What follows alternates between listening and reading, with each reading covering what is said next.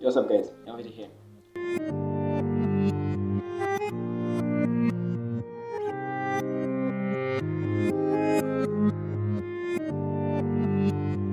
So here comes your first look at the Motorola Edge 30 Ultra, aka the Motorola X30, which is quite amazing and looks alright. The designing, yeah, and it comes with a 300 video plus gorgeous 5K readers and plus key spaces and plus dimensions, and it is run by Snapdragon 8 Gen 1 processor, which is quite hot, and there have been leaks which have shown that the extreme testing on the Gen 1 processor, it has been very nice and very hot, amazing. And the most exciting fact about this phone is that it has beat all 2022 phone and has become the most exciting phone of the year, which is quite amazing. Coming from Oppo, and this is the brand new foldable phone which is supposed to make the Z Fold 3 shiver.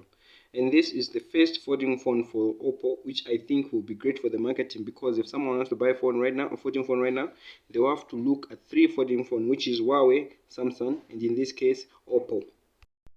And I think this is the best opportunity to say a sub to the channel will be very appreciated. Give the sub to the channel so that you can support the channel, guys. You can do it. Yeah, so looking at the history which we have with the folding phones, Oppo needs to be very careful with how they make their phone. Because first of all, the first phone which we had, the Galaxy Z Fold 1, it was alright. That's the first folding phone of all time, which is great, and thanks for Samsung for that. Yeah, but it wasn't that great looking at the generation where we are, because each and everyone was complaining about that small screen which it had. And Samsung did polish up the mistake which they made with the Z Fold 1 when it came to the Z Fold 2. Everything was alright with the Z Fold 2, and they pushed up each and every mistake which they made from the Z Fold 1. The Z Fold 3 came out and it was okay, because they polished up each and every mistake from the software. They did everything which they have to do with the software, and it was quite alright. The screen became brighter and the phone just became alright. But the problem with the Z Fold 3 was that it has a battery which doesn't match up to how the phone performs, which means the battery drains fast. So looking at the issue where we have with the folding phones, it looks like Oppo needs to do their homework. Yeah, and the Huawei Mate X, it's just quite alright. Yeah, it is alright. It's nice, because we know that there is no perfect phone where we are. We live in a world where there's no perfection is impossible. So there's no perfect phone, but Oppo needs to make sure that the phone which they make, matches up to what the people expect. Yeah, and not leaving each and every person complaining about the same phone. And a good example of the phone which people don't complain about is Visco 13.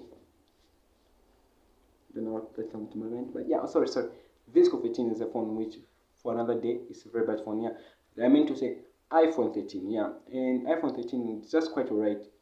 Quite alright. It is, I think, quite alright. Quite alright is understated and underestimated. Yeah, it is alright. It is one of the best phones which we have right now. And another example is Samsung Galaxy S21 Ultra, which is also alright and amazing.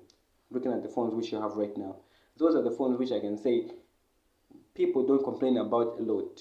Yeah, and I've never seen anybody complain about this phone. Yeah, but people don't complain about those phones a lot. So Oppo needs to make sure that they do their homework and make their phone, the Oppo N, great. And also on the list we have the Samsung durable Galaxy Watch, which has an under-screen display camera. Yeah, quite alright and quite amazing. Samsung are doing their best to keep up the game. Well done, Samsung.